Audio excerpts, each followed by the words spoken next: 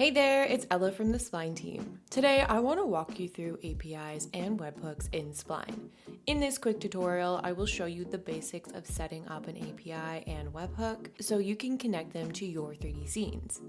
Alright, let's get started. So what's the point of using real-time API and webhooks in your Spline projects?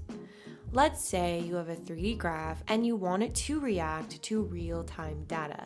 In order to do this, you need to connect the graph to an external service to receive or send data, so actions within your Spline scene can then be triggered based on real-time events. That means you can spice up your next survey with an interactive 3D graph, and you can do so much more. Let's start with hooking up an API to this weather widget concept that we have. This is a pretty simple design. Just using a 3D rectangle here in the back, and we have this cute animated sun. You can, of course, add this to your actual app projects or web projects by using our exports, like our Spline viewer export, code exports, or you can export for Apple platforms or Android platforms. I'm just going to hook up the location here to the API just to show the logic flow to do that. It is quite simple. Let's start by deselecting everything, and I'm going to go over here to variables and data. Let's open this up. So as you can see, we have a variables tab, webhooks tab, and the API tab. Let's click on new API. Now the first thing I want to do is just name this. I'm going to call it weather. We see all the information here that we need to fill in. And here we can update the request type, so we can get, which means receive data, set it to post to send data, or delete to remove data, put to update data, head to receive headers only, option to described allowed methods, or patch to apply partial modifications. So whatever customization fits your scene. Knowing that I just want to receive the location name, I am going to pick get. Now the next thing we need to do is set up our API. So we need a URL and our key and our value from our header. So this is the API that I'm going to be using. This is rapid. I'm just using a free weather API, weatherapi.com, to demo this tutorial. So we need to get our URL. So I'm going to go over here to results and info, and we can copy our URL. And then we need to paste the URL right here. Paste. Nice. Now we need to get our headers. So we need our key and our value. Okay, let's set this. There's our key, and we need our value. Nice. Now let's see if this worked by hitting response. Refresh.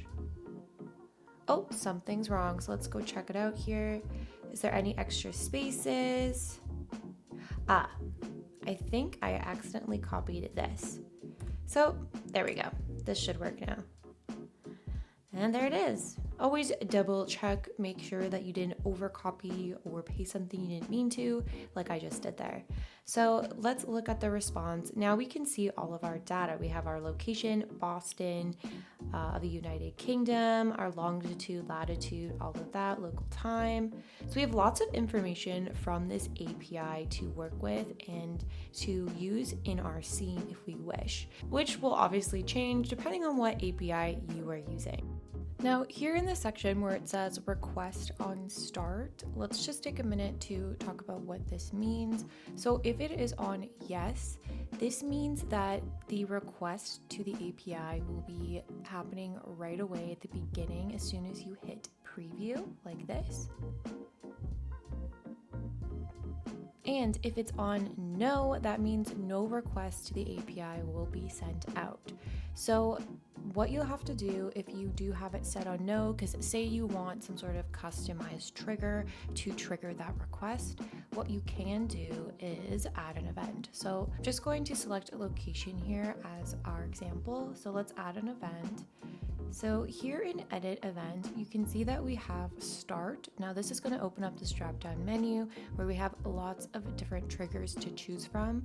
So you can pick mouse up, mouse down, mouse press, key up, and even scroll to trigger this API request. So let's just use mouse down, for example. Then you can select what you want the trigger to be. So do we want to do mouse down on this object to trigger, or is it anywhere in the scene? So depending on what you'd like. Then what you need to do is choose way at the bottom here, the API request. So clicking on that, and then you have to add your API, which is weather. Now this will trigger the API request as soon as we do mouse down on this object, which is the location. So again, meaning if we go to variables and data, if this is set to no, the API request will not be sent until I click on location. Or if I have it on yes, it will happen right away at the beginning, and then I can click on location to request again. So something to keep in mind. So now I see that the name here is Boston. That's exactly what I want this to say. So how am I going to connect this API to this text in my 3D scene? It's actually quite simple. So let's start by going to the variables panel here. And with APIs, you can set up a string variable, number, or a boolean. So if I click on string here, I can name this to location.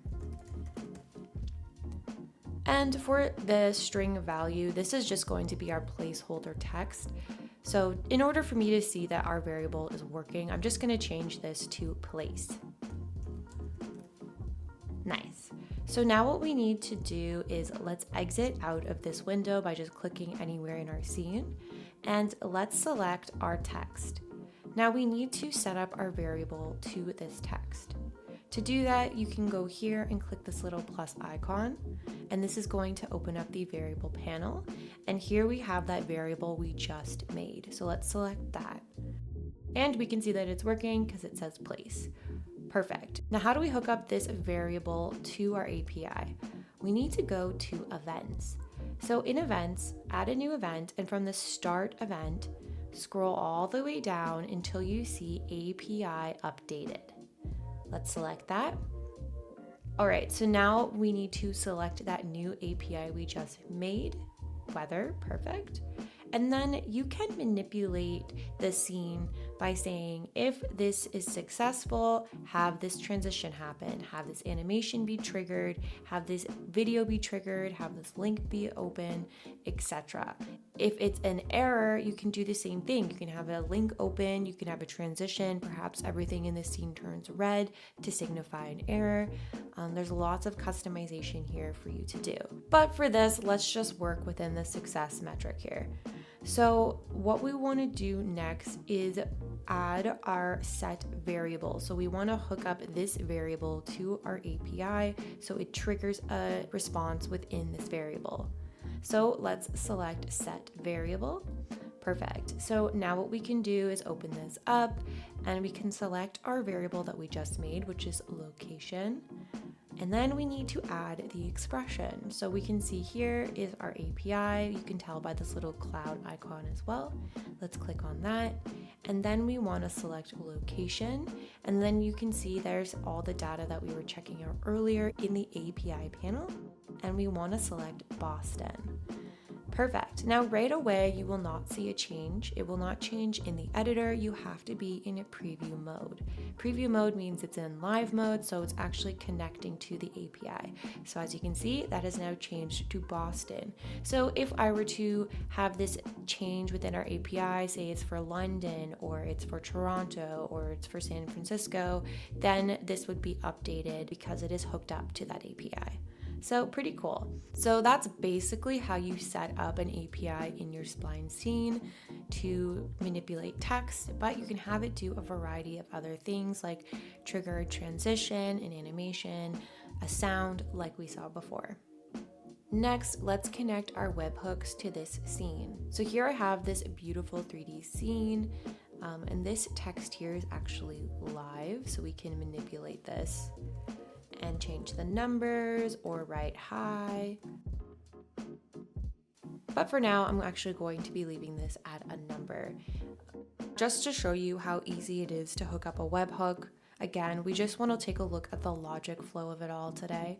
Press escape key so we deselect everything. And now let's open up our variables and data panel. So like we saw before, we have our variables, webhooks, and API tab. Let's click on webhook, and now we can create a new webhook. Now Spline is going to generate all of the code that you need for your webhook.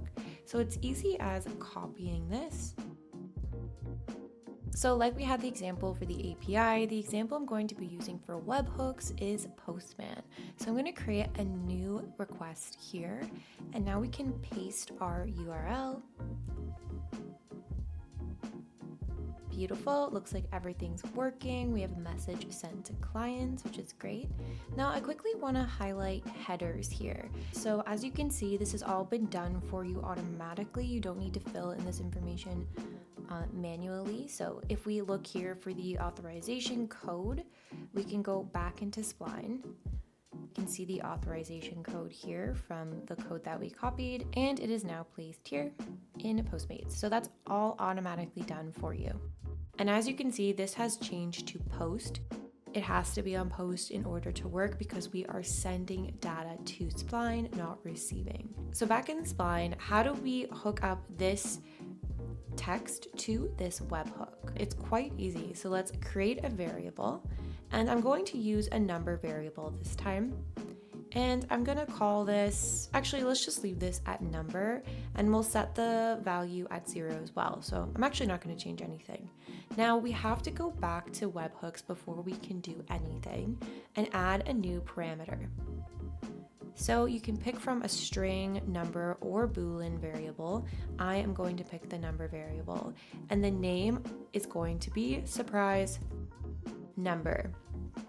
And you can see here the code has been updated. We now have the number variable, and it equals to 0.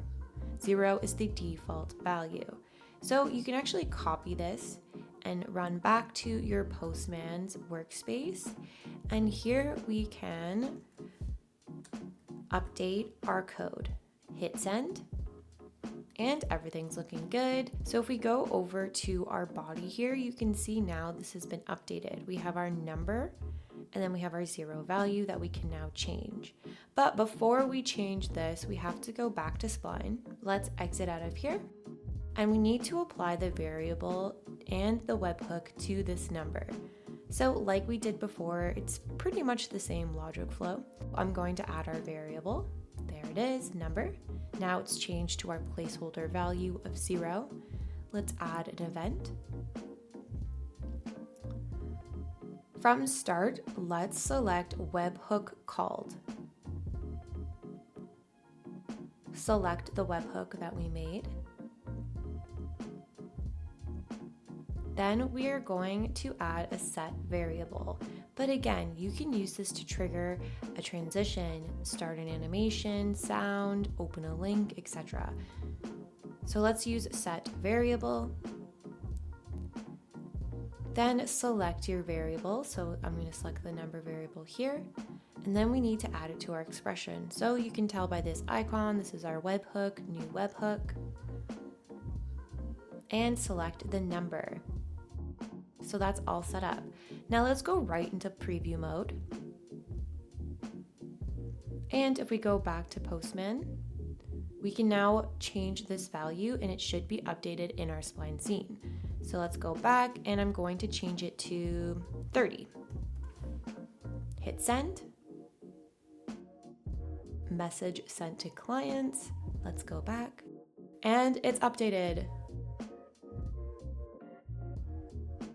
And for fun, let's just do it one more time. 64.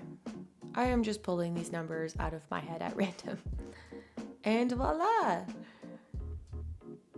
That means our scene is hooked up to our webhook, and you can add all the data you need to add to your webhook to be reflected within your Spline scene.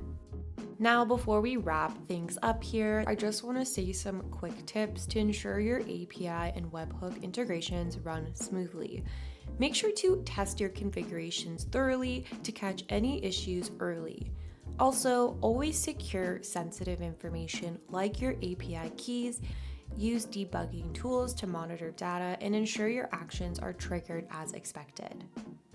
Alright, and that's a wrap. Today we covered the flow of adding an API and a webhook to your Spline scenes so you can use them to build more dynamic and interactive projects. If you found this short tutorial helpful, let us know down below. And if you want to learn more about APIs and webhooks, leave a comment for us and we can make another more detailed tutorial. Also, if you have not already joined, become a member of our Discord community where you can ask questions, share your work, and meet other Spline designers. Alright, that's it for now. We'll see you in the next one. Bye.